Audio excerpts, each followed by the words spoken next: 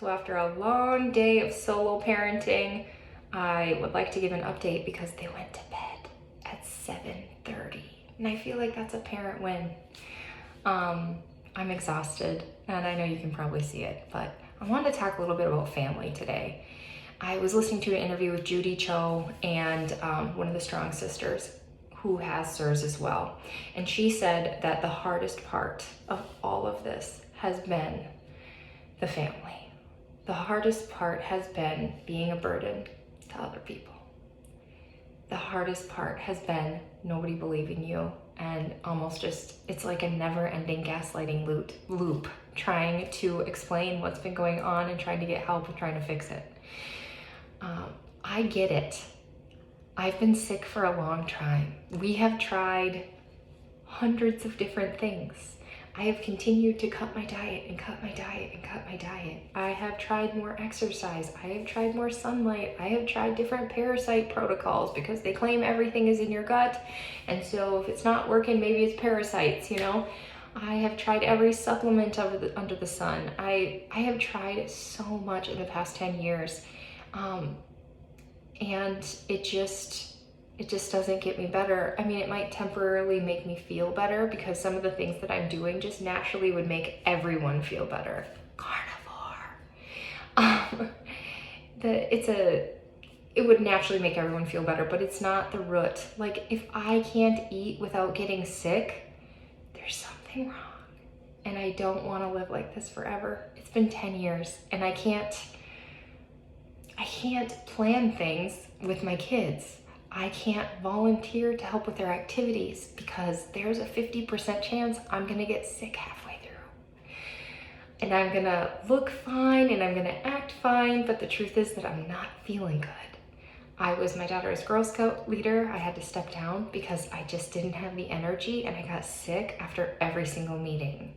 I dread throwing my kids' birthday parties because I get sick and my blood sugar drops. You know, I just want to have the energy to be their mom and to not be scared of being sick. I took my kids to the Mall of America and my middle son, he was a baby. So here I am, solo parenting. My husband's on the road sometimes. I have, 2 elementary students and a baby, and my blood sugar drops in the middle of Mall of America.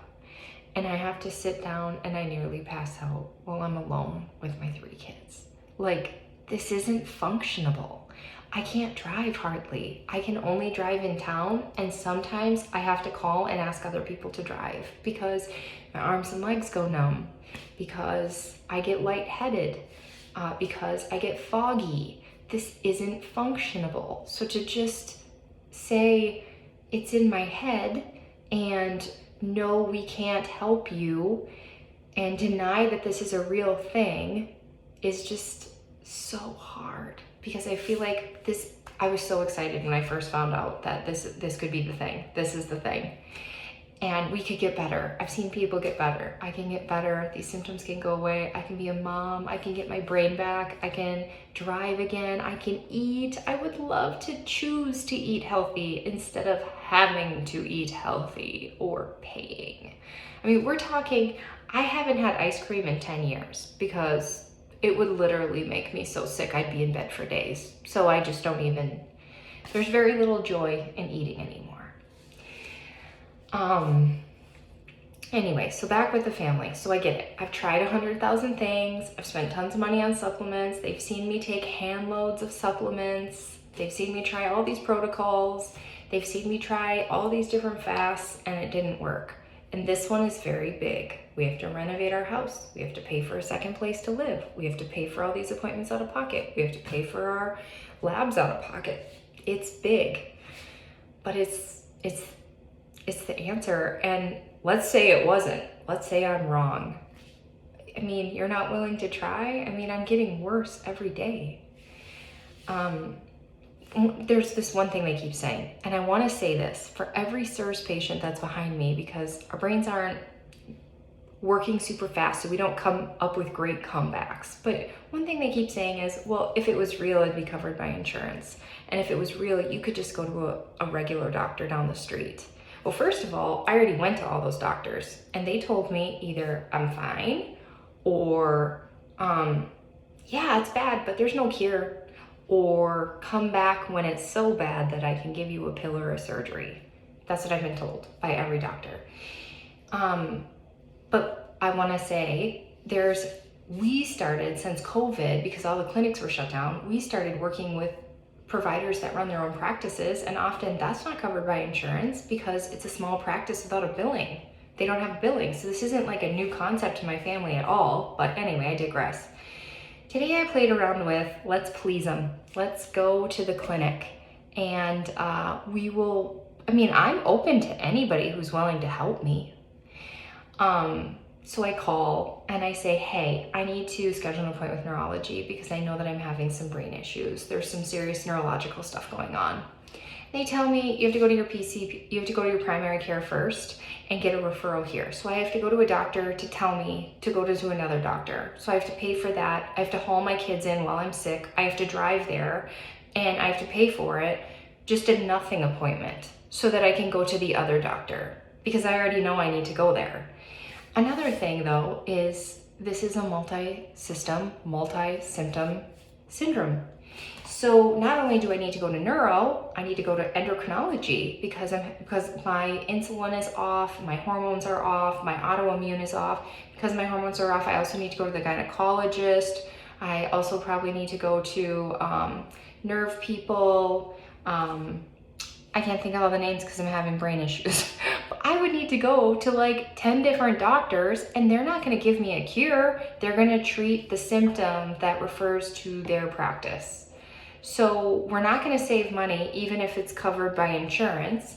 And it's not, even if it's covered, I have to go to all these different doctors instead of just going to one that has a solution for all of it and specializes in knowing if you have this, then this happens. There's a whole scientific chart of the series of why this is all happening.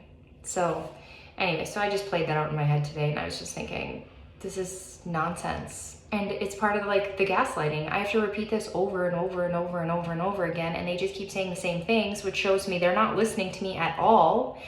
And I'm the one that's researched this because it's me. I want to get better, so I've researched this. And we just go in circles and circles and circles, and I say the same things and they say the same things, and it's exhausting. My brain already isn't feeling very good. I really look forward to getting past this part because I'm more of a people pleaser. I'm here to take care of my kids. I'm here to take care of my husband. I'm here to be a good mom, a good wife, a good sister. And I just feel like none of the above because I'm a burden to them and because they don't believe me. And we just go in circles and it's just exhausting. The whole thing's exhausting. I like to end something on the bright side because that was really negative. The bright side is I look forward to when I can eat food. I look forward to eating some cheese without my neck locking up. I look forward to driving a long distance. That's something my husband and I just love to do, is to just go for a really long distance. But even if I'm a passenger in his truck, I get sick. So I miss that. I used to drive 10 hours to go see him at some of his sites, or 16 hours. And I miss that. And I can't wait to get better. So if you're out there dealing with some of the same things, it can get better. And yeah, that's exciting. So have a great night.